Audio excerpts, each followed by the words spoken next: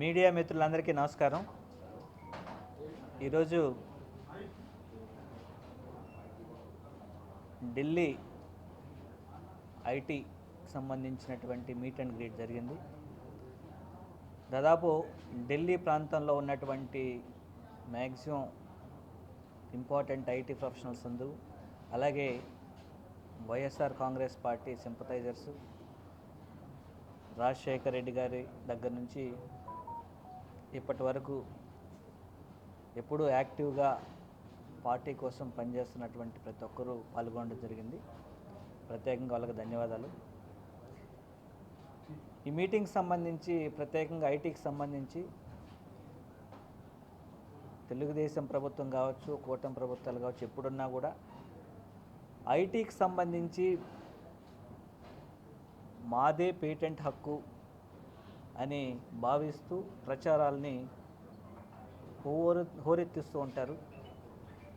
దానికి సంబంధించి వాస్తవాలు ఈ మీటింగ్లో చాలా చక్కగా పెద్దలందరూ వివరించారు. నెదురుమల్లి జనార్దన్ రెడ్డి గారు దాన్ని శంకుస్థాపన చేస్తే, దాని తర్వాత ఆ ఎకోసిస్టమ్ని పూర్తిగా పరుగులు పెట్టించి దానికి కావాల్సినటువంటి ఇన్ఫ్రాస్ట్రక్చర్ని, అలాగే హ్యూమన్ రిసోర్సెస్ని, దానికి కావాల్సినటువంటి నిధుల్ని సమకూర్చి కొన్ని లక్షల మందికి ఉద్యోగ అవకాశాలు వచ్చేటట్టు చేసిన ఘనత వైఎస్ రాజశేఖర రెడ్డి గారిది. ఎందుకంటే విలేజ్ల్లో ఉన్నటువంటి టాలెంట్ విలేజ్ల్లోనే ఉండకుండా, అప్పట్లో ఇంజనీరింగ్ విద్యను అభ్యసించాలంటే లక్షల రూపాయలు కట్టాల్సినటువంటి ఫీజులు కట్టాల్సినటువంటి పరిస్థితి.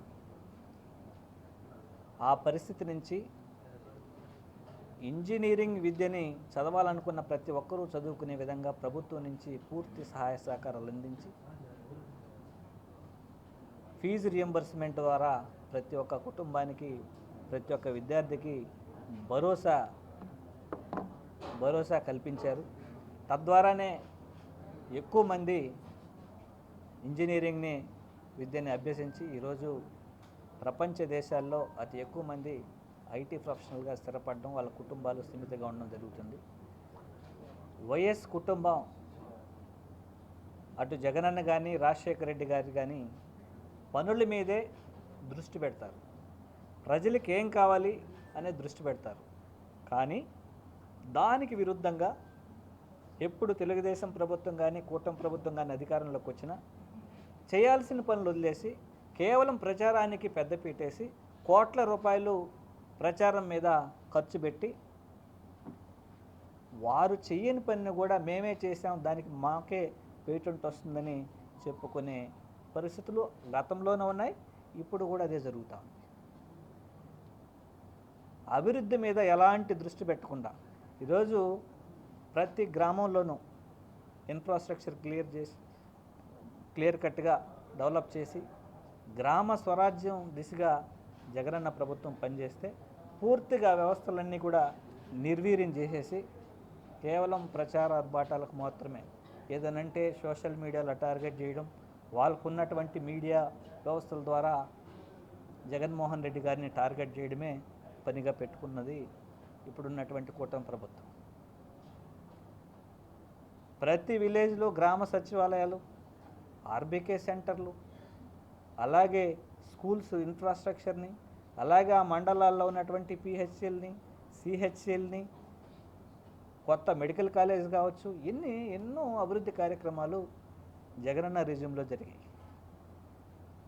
ఎంత అభివృద్ధి కార్యక్రమాలు, అలాగే సంక్షేమ కార్యక్రమాలు ప్రవేశపెట్టి సక్సెస్ఫుల్గా కోవిడ్ ఉన్నా కూడా 5 సంవత్సరాలు ఎక్కడా కూడా ఏ పథకం ఆపకుండా ఇచ్చి 3 లక్షల కోట్ల మాత్రమే అప్పు చేస్తే, ఇప్పుడు ఇవేమీ చేయకుండా ఈ 1 సంవత్సరంలోనే 1,86,000 కోట్ల రూపాయలు అప్పు చేసి అది ఏం చేశారో అర్థం కానిటువంటి పరిస్థితి. ఏదనంటే మేము విపరీతంగా అభివృద్ధి చేస్తున్నాం, ఇండస్ట్రీస్ వచ్చేస్తున్నాయి. ఎక్కడొస్తున్నాయి ఇండస్ట్రీస్? ఎన్ని ఇండస్ట్రీస్ వచ్చాయి ఇప్పటి వరకు? ఊరికే పేపర్లో ఫోటోలు తప్పితే గ్రౌండ్ లెవెల్లో ఏమి లేని పరిస్థితి.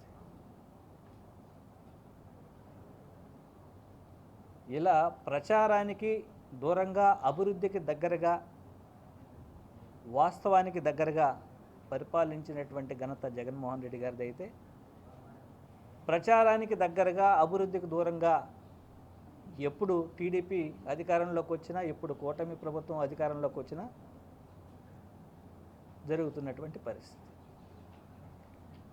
జగనన్న ప్రభుత్వంలో పుట్టిన బిడ్డ దగ్గర నుంచి పండు ముసలి వరకు అన్ని వర్గాలకి, కులాలు చూడకుండా, మతాలు చూడకుండా, అలాగే పార్టీలు చూడకుండా పనిచేసినటువంటి ఘనత జగన్మోహన్ రెడ్డి గారిది.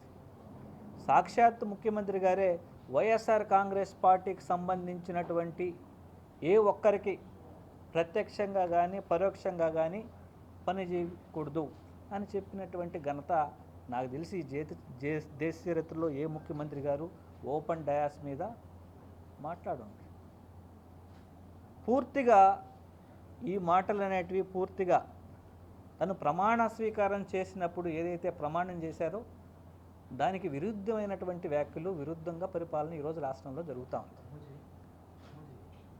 ఇది గ్రాస్ కాన్స్టిట్యూషనల్ వైలేషన్. ఇది అలా ఏ ముఖ్యమంత్రి కానీ ఏ మంత్రి కానీ అలాంటి వ్యాఖ్యలు చేయకూడదు. మనం ప్రమాణం చేసేది దానికోసమే కదా. సో ఈరోజు ఓన్లీ వైఎస్ఆర్ కాంగ్రెస్ పార్టీ కార్యకర్తల మీదనో, అలాగే ఐటీ వాళ్ళు లేదంటే సోషల్ మీడియా వాళ్ళు ఏదైనా పోస్ట్ పెడితే వాళ్ళ మీద వెంటనే కేసులు కట్టేసి వాళ్ళని హరాస్ చేసి ఈ చేసే కార్యక్రమాలు పూర్తిగా లా అండ్ ఆర్డర్ రాష్ట్రంలో ఫెయిల్ అయిపోయినటువంటి పరిస్థితి. ఎన్ని విషయాలు కూడా ఈరోజు ఇక్కడికి విచ్చేసినటువంటి ఇంటలెక్చువల్ అందరూ డిస్కస్ చేసి ఇవన్నీ సమిష్టిగా ఎదుర్కొందాం, అబద్ధం మీద, ఈ అబద్ధాల మీద, అబద్ధపు ప్రచారాల మీద యుద్ధం చేద్దామని ఈరోజు ఢిల్లీ వేదికగా ఇక్కడికి వచ్చినటువంటి ఇంటలెక్చువల్ అందరూ కూడా నొక్కి వక్కానించారు. ఖచ్చితంగా అబద్ధంపై నిజం పోరాటం ఖచ్చితంగా నిజమే గెలుస్తుంది. ఖచ్చితంగా ఆ పోరాటాన్ని అయితే ముందుకు తీసుకెళ్తామని ఈ మీడియా సాక్షిగా తెలియజేస్తాం.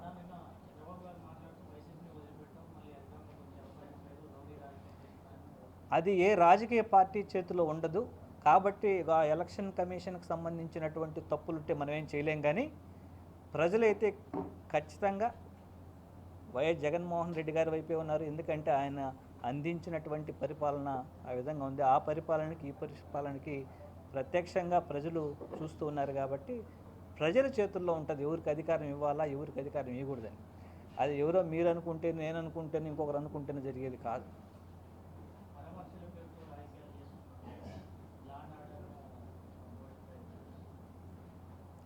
జగన్మోహన్ రెడ్డి గారు అత్యంత ఎక్కువ ప్రజాదరణ కలిగినటువంటి లీడర్. ఆయన వస్తే ఎక్కువ మంది అభిమానులు వచ్చే అవకాశం ఉంటుంది. దానికి తగ్గట్టు ప్రొటెక్షన్ ఇవ్వాల్సినటువంటి బాధ్యత ప్రభుత్వాన్ని మీద ఉంటుంది. అది ఓర్వలేక లేనిపోయినటువంటి చౌకబారు విమర్శలు చేస్తే దానికి ప్రజలే గమనిస్తూ ఉంటారు.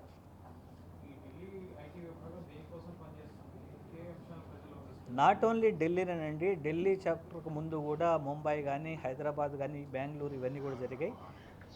ఢిల్లీ వేదికగా జరిగేదన్నీ కూడా అబద్ధపు ప్రచారాలని తిప్పికొట్టడం, వాస్తవాల్ని ప్రజల ముందుకు తీసుకెళ్లే కార్యక్రమం ఢిల్లీ ఐటీ వింగు అలాగే అనుబంధ విభాగాలు పనిచేస్తాయని తెలియజేస్తాం.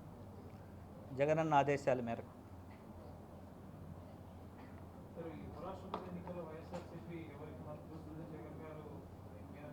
అది క్లియర్ కట్గా మీడియా ముఖంగా మా పార్లమెంటరీ పార్టీ లీడరు అలాగే మా పార్టీ అధ్యక్షుల వారు వైఎస్ జగన్మోహన్ రెడ్డి గారి యొక్క ఆదేశాల మేరకు ఆయన అనౌన్స్ చేయడం జరిగింది. అది మీ అందరికీ తెలిసిందే. దాని గురించి ప్రత్యేకంగా డిస్కషన్ అవసరం లేదు. ఆల్రెడీ క్లియర్ కట్గా మీ అందరికీ తెలుసు. ఖచ్చితంగా మిథునన్నకి ఓటు హక్కు ఆయన వినియోగించుకుంటారు. ఆయన యొక్క హక్కుల్ని ఆయన వినియోగించుకుంటారు. మేబీ కోర్టుకి అప్లై చేస్తున్నాం. కోర్టు ఏం తీర్పిస్తే దాని మధ్యగా ఆయన నిర్ణయం.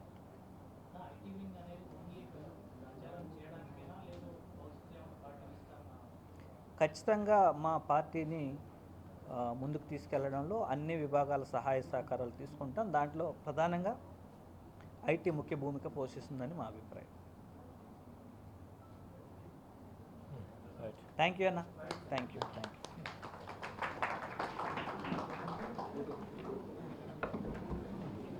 థ్యాంక్ యూ అందరికి. ప్రతి ఒక్కరు లంచ్ చేసి వెళ్ళాలని కోరుకుంటున్నాం. First senior citizens, second priority children's,